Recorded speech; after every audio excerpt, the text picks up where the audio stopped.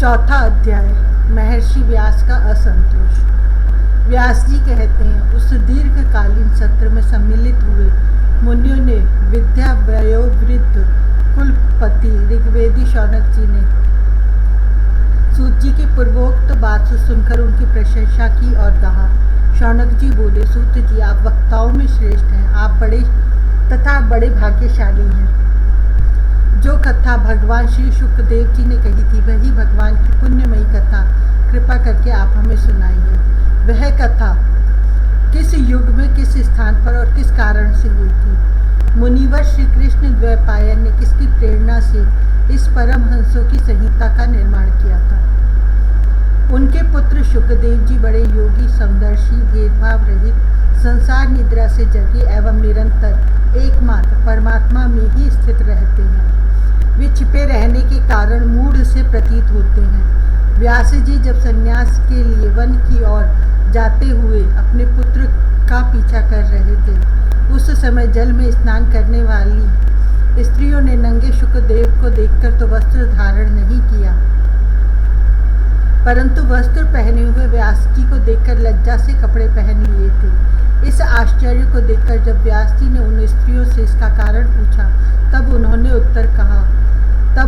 उत्तर दिया कि आपकी दृष्टि में तो अभी स्त्री पुरुष का भेद बना हुआ है, परंतु आपके पुत्र की शुद्ध दृष्टि में यह भेद नहीं है। कुरुजांगल देश में पहुंचकर हस्तिनापुर में वे पागल, गूंगे तथा जड़ के समान विचरते होंगे। नगर वासियों ने उन्हें कैसे पहचाना? पांडव नंदन राजऋषि परीक्षित का इन मौनी शुकदेव जी के साथ संवाद कैसे हुआ, जिसमें यह भगवत संहिता कही गई है? महाभाग श्री शुकदेव जी तो गृहस्थों के घरों को तीर्थ स्वरूप बना देने के लिए उतनी ही देर उनके दरवाजे पर रहते हैं जितनी देर में एक गाय दूही जाती है। सूत जी, हमने सुना है कि अभिमन्यु नंदन परीक्षित भगवान के बड़े प्रेमी भक्त थे। उनके अत्यंत आश्चर्यमय जन्म और कर्मों का भी वर्णन कीजिए। वे तो पांडव वंश के गौरव को बढ़ाने वाले सम्राट थे।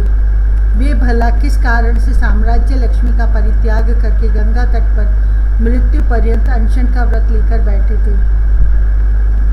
शत्रुगण अपने भले के लिए बहुत सा धन लाकर उनके चरण रखने की चौकी को नमस्कार करते थे। वे एक वीर युवक थे। उन्होंने उस दुस्त्यज लक्ष्मी को अपने प्राणों के साथ भला क्यों त्याग देने की इच्छा की?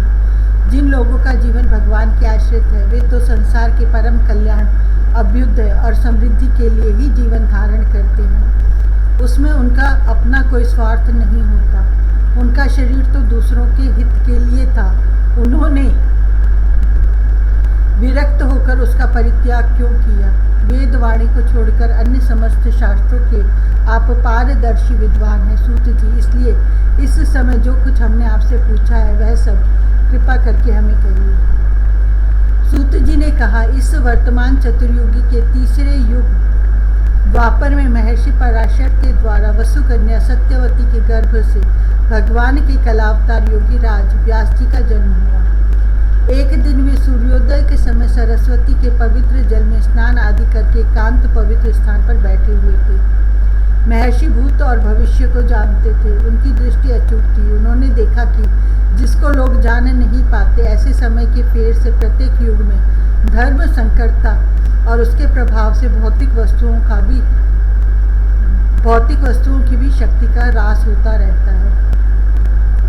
संसार के लोग श्रद्धाहीन और शक्ति रहित हो जाते हैं। उनकी बुद्धि कर्तव्य का ठीक निर्णय नहीं कर पाती और आयु भी कम हो जाती है।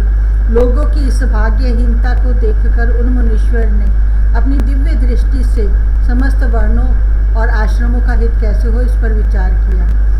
उन्होंने सोचा कि वेदोक्त चातुर्होत्र कर्म लोगों का हृदय शुद्ध करने वाला है।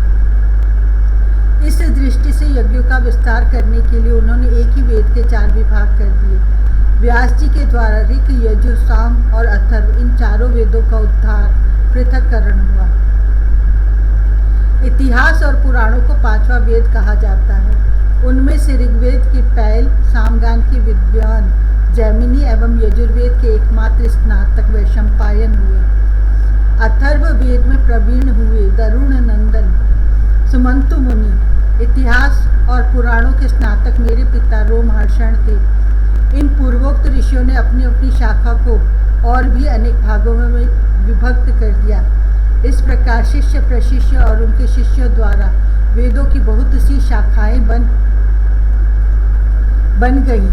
कम समझ वाले पुरुषों पर कृपा करके भगवान वेद व्यास ने इसलिए ऐसा विभाग कर दिया कि जिन लोगों की स्मरण शक्ति नहीं है या कम है, वे भी वेदों को धारण कर सकें। स्त्री, शूद्र और पतित द्विजाति तीनों ही वेद श्रवण के अधिकारी नहीं है, इसलिए वे कल्याणकारी शास्त्रोक्त कर्मों के आचरण में भूल कर बैठते हैं। अब इसके द्वारा उनका भी कल्याण हो जाए, यह सोचकर महामुनि व्यास जी ने बड़ी कृपा करके महाभारत इतिहास की रचना की। शौनक आदि ऋषियों, यद्यपि व्यास जी इस प्रकार अपनी पूरी शक्ति से सदा सर्वदा प्राणियों के कल्याण में ही लगे रहे, तथापि उनके हृदय को संतोष नहीं हुआ।